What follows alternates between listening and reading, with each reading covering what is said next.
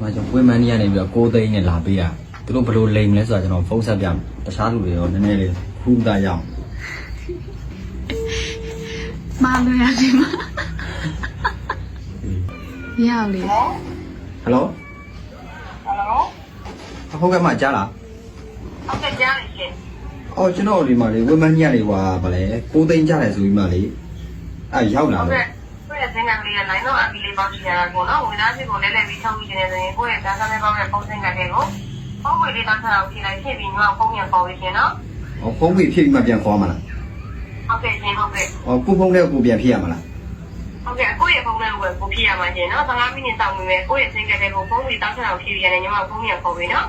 ဟုတ်ကဲ့ကျွန်တော်ဟိုမှာလေ KB ရှိလို့လေ KB နဲ့တခါတည်းဖြည့်လိုက်ပြီတန်းခေါ်လိုက်ပြီ15မိနစ်တော့မကြာတော့ ဟုတ်ကဲ့ရှင်ဟုတ်ကဲ့ဖုန်းပြီးဖြည့်ပြီးရတယ်ညီမဖုန်းရပေါ်ပြီးနော် ဟုတ်ပြီမဟုတ် ဟယ်လို ဟယ်လိုမ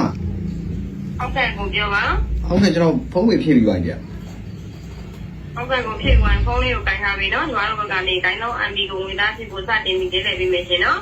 ဟုတ်ကဲ့ဗျာဆောင်းရအောင်မလားဖုန်းချမှာလား ဖုန်းလေးကိုခိုင်းထားခိုင်းတာကိုနော် ဟုတ်ကဲ့ ဟုတ်ကဲ့ကိုဖုန်းလေးကိုလည်းကနေထွက်ပြီး message ထဲမှာဆက်တာဝင်ကြည့်ပြီ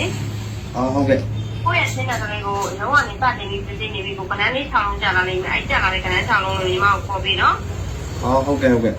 ဘာနဲ့ထွက်မှာကျွန်တော်မထွက်တယ်လို့ ဖုန်းလေးကိုလည်းကနေထွက်ပြီး message ထဲမှာဝင်ကြည့်ပြီကနန်း6လုံးကြာလာရင်ပြောပြီးလို့ပြောတာရှင်နော် ဟုတ်ကဲ့ကနန်း6လုံးကကြာပြီမ ဟုတ်ကဲ့ကြာရင်ခေါ်ပြီးနော်